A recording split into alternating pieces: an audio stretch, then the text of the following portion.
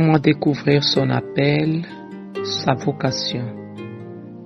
Premièrement, nous voulons savoir c'est quoi la vocation, c'est quoi l'appel.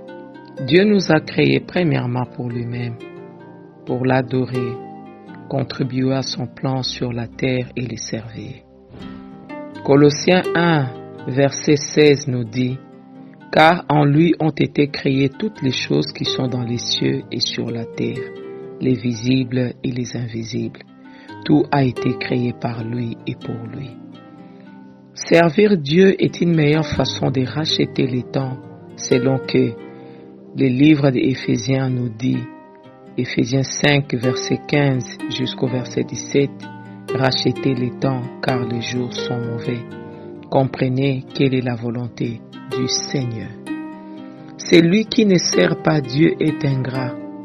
Si nous pensons à l'investissement de Dieu dans l'homme, nous comprenons que la moindre des choses que l'homme peut faire pour ses grands donateurs, c'est de les servir et participer à l'épanouissement de son royaume sur la terre, par ses paroles, par ses biens, par son temps, par son intelligence.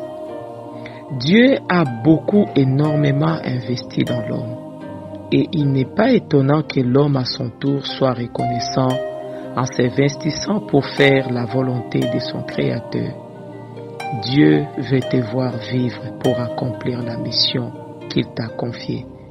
Dieu cherche quelqu'un par qui il va se manifester sur la terre. Ésaïe 6, verset 8 nous dit « Qui enverrai-je » L'appel est avant même que nous soyons formés dans les seins de nos mamans. Toute personne sur la terre, sa vie est liée par une mission.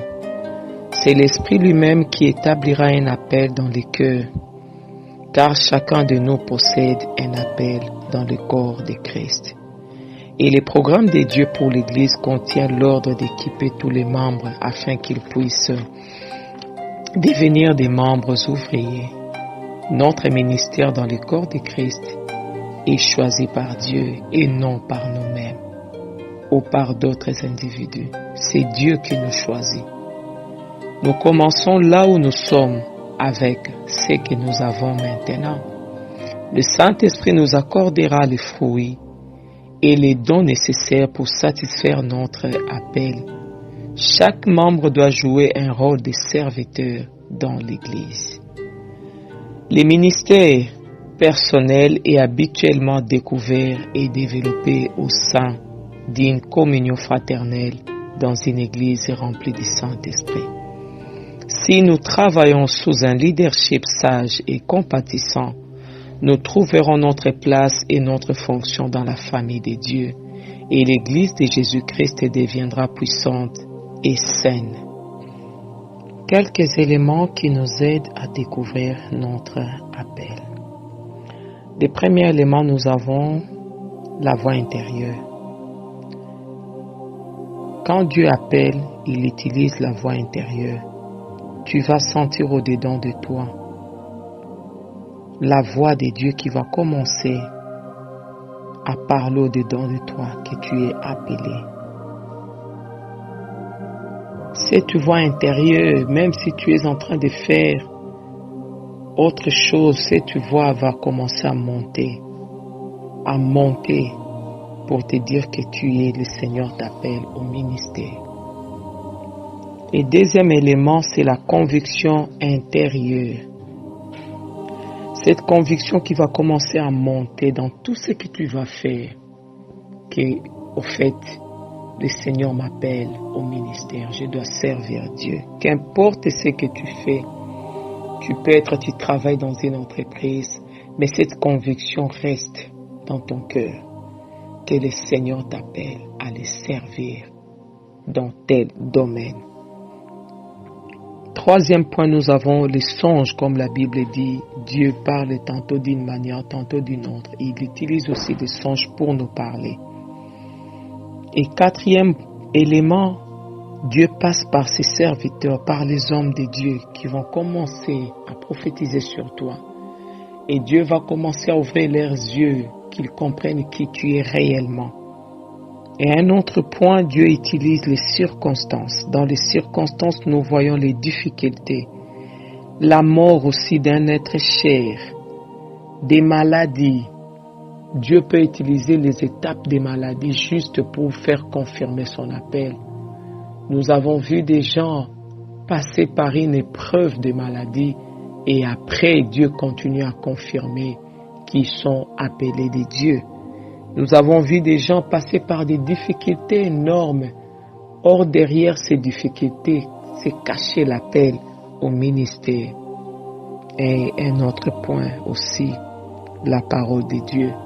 À force de lire la parole de Dieu, de méditer, Dieu peut commencer à te parler par des histoires des gens qui sont dans la Bible, que réellement il t'a appelé pour les ministères. Donc, bien-aimé dans le Seigneur, il y a tous ces éléments que Dieu peut utiliser juste pour te montrer réellement qu'il t'appelle.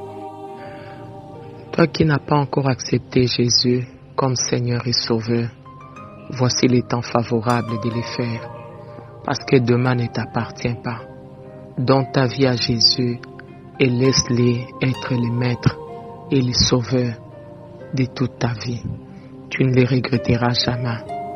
Je voulais, bien-aimé, te dire aussi à toi qui y a l'appel, mais tu ne sais pas comment commencer. Connecte-toi à Jésus et il va te montrer le chemin parce que le Seigneur, il est le chemin. Je prie que la main de Dieu te touche, que la main de Dieu te tienne, que la main de Dieu te montre le chemin. Et toi qui y a des doutes, tu as l'appel, mais jusque-là, tu as des doutes pour t'élever. Lève-toi. Peu importe comment les gens te minimisent, peu importe si les gens ne te valorisent pas, tu as de la valeur aux yeux de Dieu. Lève-toi parce que la moisson est grande. Lève-toi et travaille pour le Seigneur. Tu verras comment la grâce de Dieu va couler dans ta vie. Dans le nom de Jésus.